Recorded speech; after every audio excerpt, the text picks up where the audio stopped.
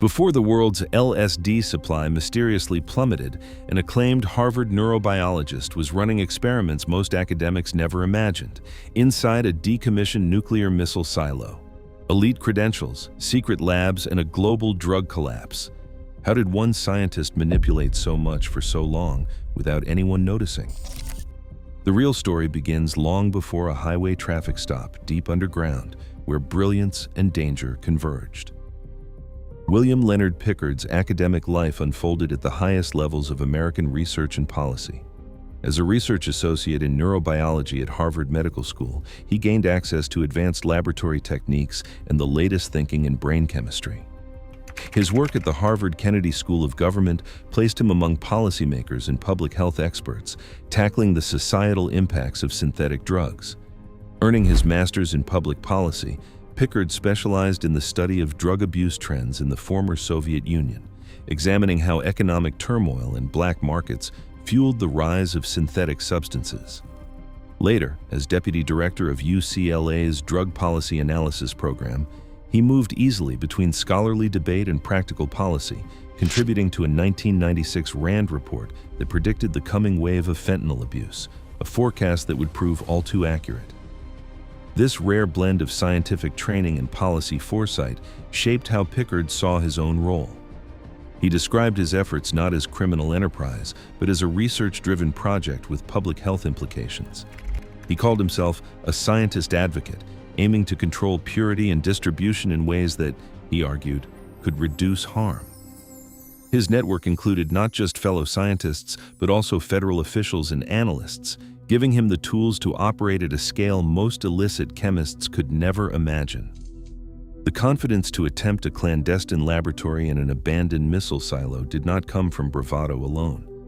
It was built on years spent mastering the technical, political, and ethical dimensions of controlled substances. For Pickard, the boundary between academic inquiry and underground synthesis was not a wall, but a narrow, carefully navigated path. Hidden beneath the Kansas prairie, the Atlas E missile silo was never meant for chemistry. Originally built in the early 1960s to withstand a nuclear blast, the structure offered more than just secrecy. It provided a fortress, a constant temperature, and thick concrete walls that muffled both sound and suspicion. The site's isolation kept prying eyes at bay, while its vast underground chambers allowed for a scale of operation rarely seen in clandestine labs. Inside, the transformation was as ambitious as it was methodical. The silo's cavernous heart became a storage vault for nearly 45 containers, each packed with specialized equipment. Stainless steel reactors, glass-lined vessels, and precision balances filled the space, all sourced through surplus auctions and shell companies to avoid detection. Industrial-grade fume hoods stood ready to vent toxic vapors, while water purification systems, more at home in a pharmaceutical plant than a rural bunker, ensured the chemical processes remained uncontaminated. Safety was never an afterthought. Redundant fire suppression systems and remote monitoring for pressure and temperature hinted at a level of engineering far beyond the typical drug lab. Precursor chemicals, including canisters of ergocristine and lysergic acid amide, arrived in shipments labeled as textile reagents. The sheer volume of raw material, valued in the millions, spoke to a production capacity that could supply the world. Yet, the real strength of the operation lay in its invisibility. The silo's Cold War bones masked the scale within, turning a relic of past conflict into the nerve center of a global LSD supply chain. Gordon Todd. Skinner's name never appeared on the academic rosters or policy reports, but his role would decide the fate of the entire operation. Skinner owned the Atlas E missile silo in Kansas, and for years his partnership with Pickard was built on mutual benefit and shared risk. But behind the scenes, Skinner's financial life was unraveling. He faced mounting debts, failed business ventures, and a string of small-time fraud charges that left him cornered. The silo, once a fortress of secrecy, became his bargaining chip. When law enforcement closed in, Skinner saw a way out. He offered the Drug Enforcement Administration a deal.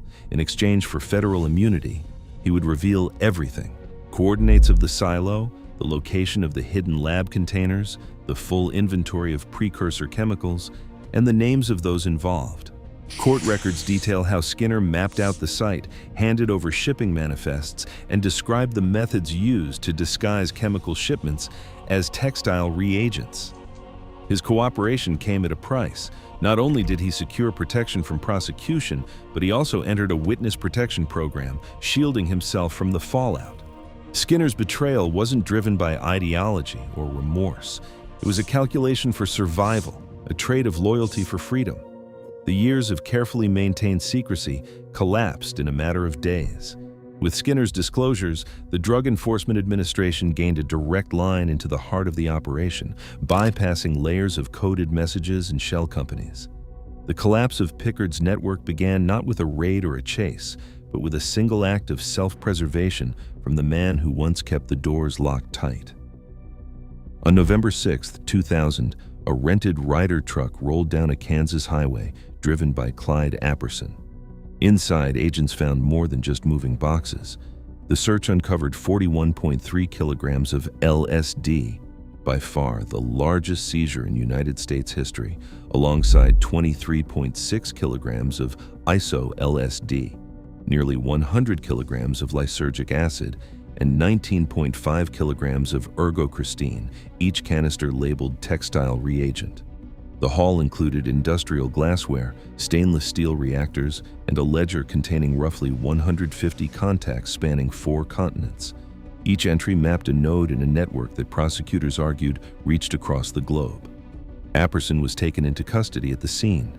William Leonard Pickard, flagged as the operation's architect, was arrested soon after. The DEA's evidence room filled with containers and documents that, together, painted a portrait of scale and precision. Prosecutors built their case on the sheer volume of material, the sophistication of the equipment, and the detailed records of distribution. They argued that this was not just another clandestine lab, it was the core of an international supply chain.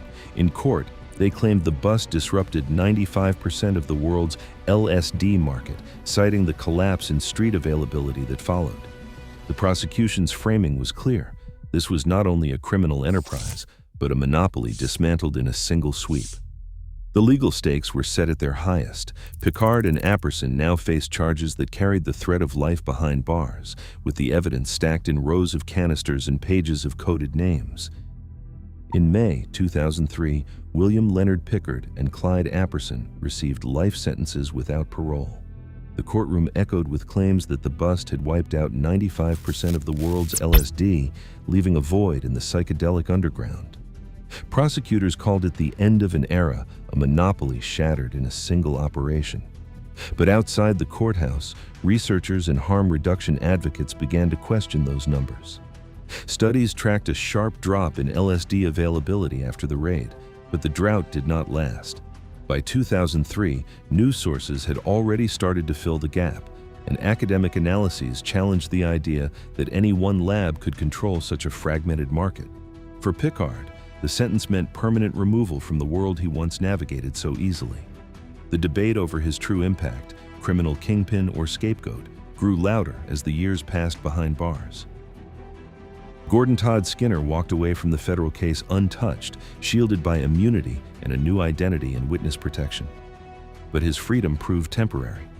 In 2008, Skinner faced state drug possession charges, raising new questions about the credibility of his testimony and the ethics of cutting deals with informants who later re-offend.